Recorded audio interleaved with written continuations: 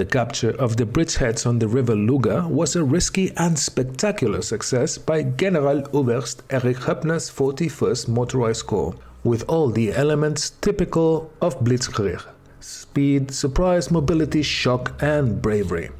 Hoepner's decision to move to the west and the lower Luga in order to capture the bridgeheads on the river Luga angered Hitler, since he wanted the main thrust to be through Novgorod, as Halder noted in his diary on the 13th of July. The plan approved by Hitler, according to Halder's diary, was the following. Army Group's north main objective is to break through north of Lake Ilmen, to close the gap to Lake Ladoga, and south of Lake Ilmen to block the route at Staraya Russa. The enemy group opposite the right wing of Army Group North must be attacked from the rear by the mobile forces under Hoth. End of quote. So Hoepner's decision to change direction was in complete disagreement with the Führer. The 14th of July, Halder had to ask Generalleutnant Brennecke, Chief of Staff of Army Group North, for a report in writing to present to the Führer.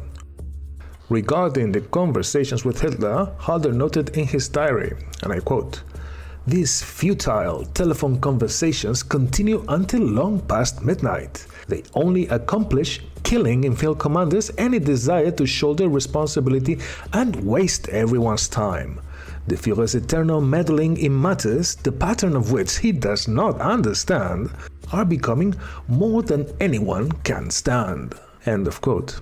The next day, Halder informed Army Group North that its mission was no longer to capture Leningrad, but merely to cut the city off.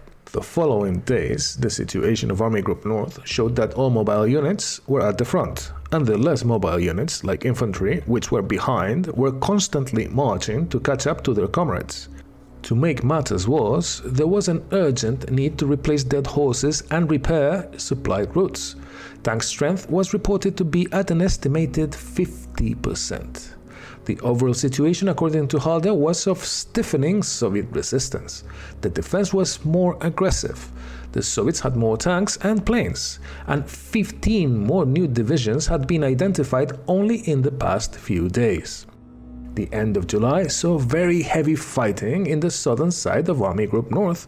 The fight for Holm and Veliki Luki was very fierce. Losses were very heavy on the Soviet side, but the Germans were low on supplies and ammunition. Nevertheless, the Germans coordinated their forces, and the German infantry advanced slowly to the northeast. There were further delays ahead, since the German forces at the front were few and they were dispersed and engaged in continuous fighting. The 41st Motorized Corps left flank could not be safe until the German infantry captured the city of Narva to the west of the beachheads.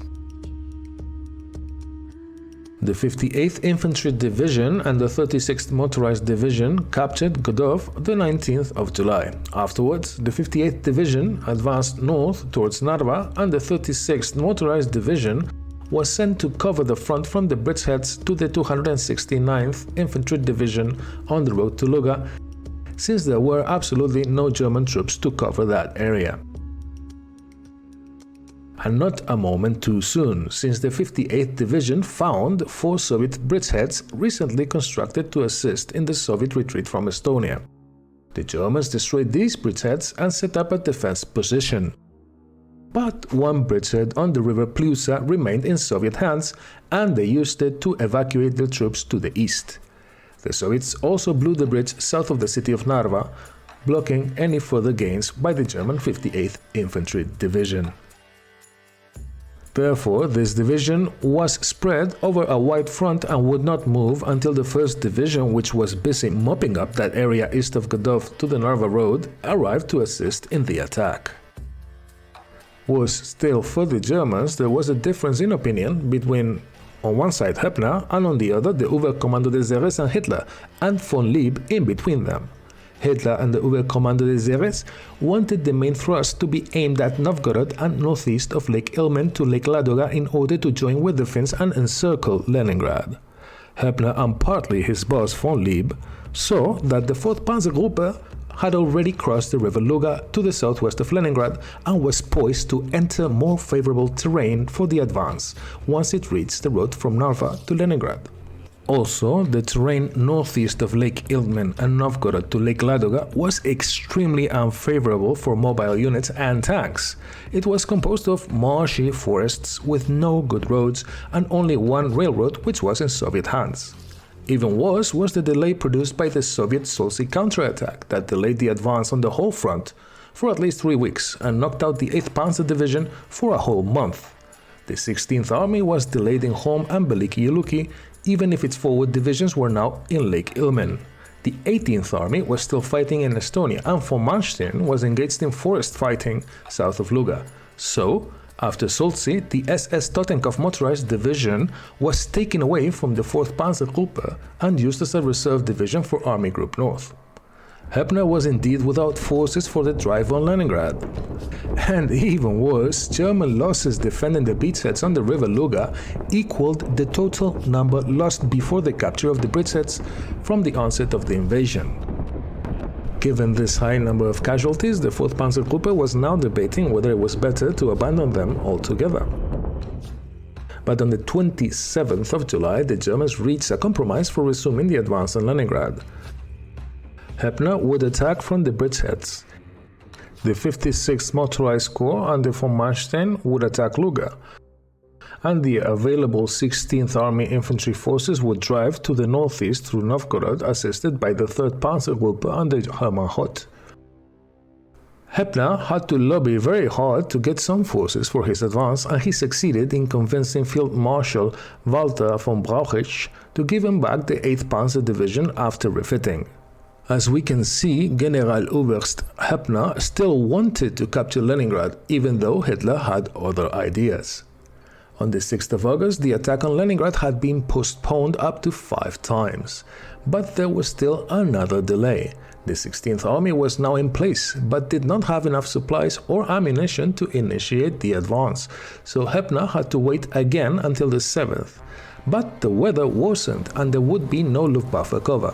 So another delay, while the Soviets reinforced their positions in front of Hoepner every day.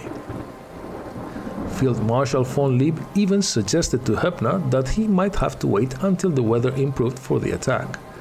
Generaloberst Hoepner was fed up of waiting on the Luga with excellent summer weather and under constant Soviet attack, postponing his own attack several times and having to pressure his superiors for his own divisions.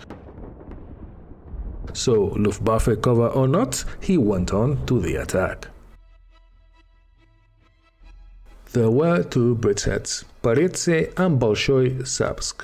Paritse was the best position for advance, since there were 2 decent bridges the Germans could use, and the bridgehead was protected in the north by the Ivanovskoye Dam, captured by the Brandenburg commandos.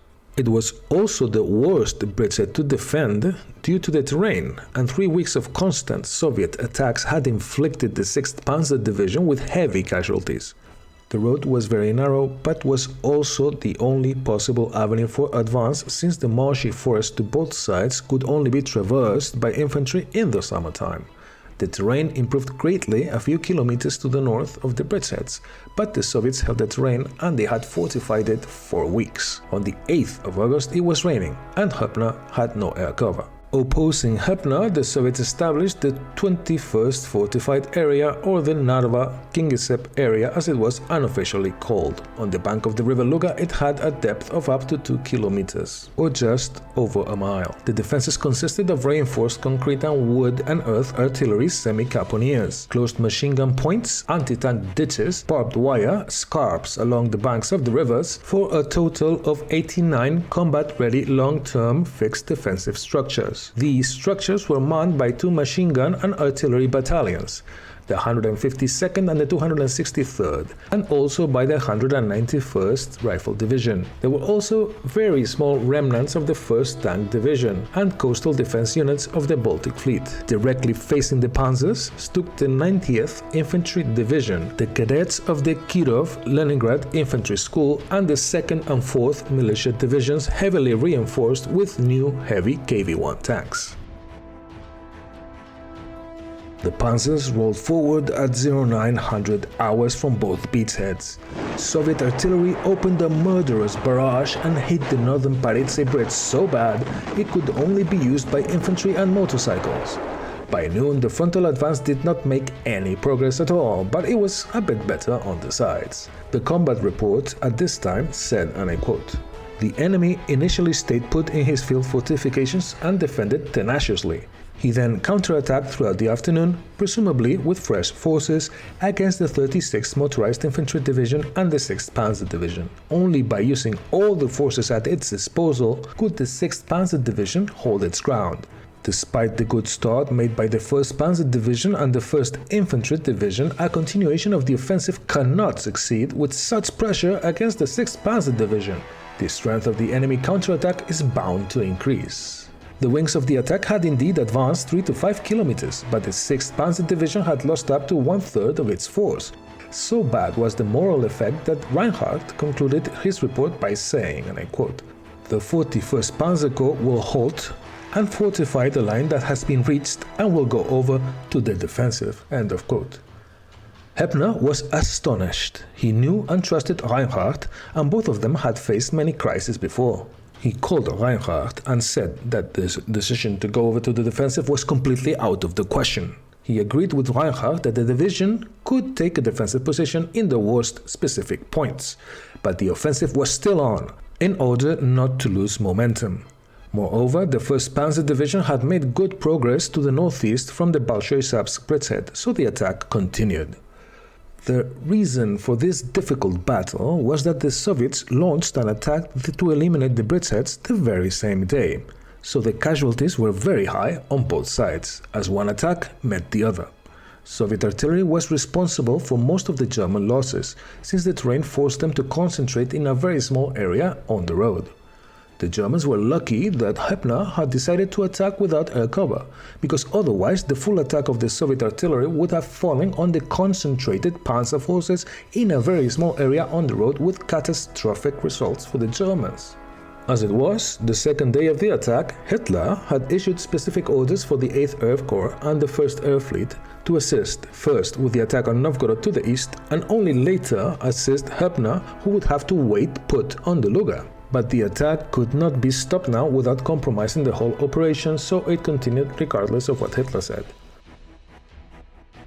According to Johann Adolf Graf von Kielmansegg, head of the operations department of the headquarters of the 6th Panzer Division, describes the defenses. The strength of the newly equipped Russian positions had a scale of which turned out to be so unexpected and unknown to us. Anti-tank ditches, barriers of all kinds, countless mines, pillboxes made of thick logs or concrete, often armed with small caliber guns, connected with barbed wire. They had turned this line in the swampy forest into a reinforced position like the Stalin line. End of quote. And I will quote Oberst Walter Charles de Beaulieu, Chief of Staff of the 4th Panzergruppe, as he describes the battle on the 9th of August. For several hours on the 9th of August, we waited anxiously for news from the front. It eventually became clear that the 1st Panzer Division was making progress. It had penetrated the front on our right wing and had advanced northeastward as far as Izvos and Gankovo. It now wanted to pivot to the west with the intention of striking from behind to the enemy forces on the road there. It had succeeded in re-establishing contact with a battalion of the 36th Motorized Infantry Division that had been encircled near Pustoshka the previous evening. The troops of the Motorized Infantry Division otherwise pressed slowly towards the northwest. Russian fire on the bridges of Paritse had eased off. The Corps reported, enemy forces on the wings have been defeated. Those to the north have fallen back. It was now the plan of the Corps for the 1st Panzer Division to head north and then pivot to the west to assist the 6th Panzer Division. The crisis that had arisen in the opening phase of the offensive would now be overcome. The next day, the 1st Panzer Division turned west to Yarunitsi on the 10th of August. And to Lipetsk on the 11th, so it could attack and destroy the Soviet defenders from behind. Moreover, the Panzer spearheads had occupied Moloskovitsi on the Narva-Leningrad highway the very same day. The advance from the Paritse bridgehead was bloodier and much more difficult for the Germans, as the 36th Motorized Division and the 6th Panzer Division only managed to capture the village of Yurki on the 12th of August. But after the arrival of the 1st Panzer Division, it veered north and managed to reach Apolye on the Narva-Leningrad highway, protecting the German northern flank. The 3 days of heavy fighting had cost the Germans up to 1,600 casualties, but the Soviets fared much worse. In Oberst Walter Charles de Beaulieu words, I quote, "The enemy forces had been utterly decimated. Only a few weak elements remained before the front of the corps. Not a single Russian unit seemed to be intact. Brand new tanks had been disabled and captured. It was the first time that their crews had sat in tanks. The prospects of a breakthrough to Leningrad were good. We just needed the forces to carry it out. We were once more of the view that despite our success, we were too weak on this front." The 3rd Motorized Infantry Division and the SS Totenkopf Division needed to get to the front quickly. End of quote. As for the western flank, the 1st Infantry Division arrived at the front and together with the 58th Infantry Division attacked Kingisepp and Narva and captured both cities on the 16th and 17th of August, forcing the 8th Army to withdraw its 5 rifle divisions defending Kingisepp from the Narva region to the eastern bank of the Luga River on the 21st of August. The Soviet 8th Army reported losing all of its regimental and battalion commanders and their staffs in the vicious fighting and slaughter around Kingisepp. The defensive line on the Luga was broken. The road to Leningrad from the west was open. The 14th of August, the 8th Panzer Division crossed the bridgehead at Bolshoi-Sapsk and advanced to exploit the German victory. Further advance would be conducted now by Panzer spearheads and Panzer engineers in true blitzkrieg fashion. And so we reached the end of the episode. I hope you liked it. If you did, please share, like and subscribe. And if you didn't, thank you anyway for watching this far.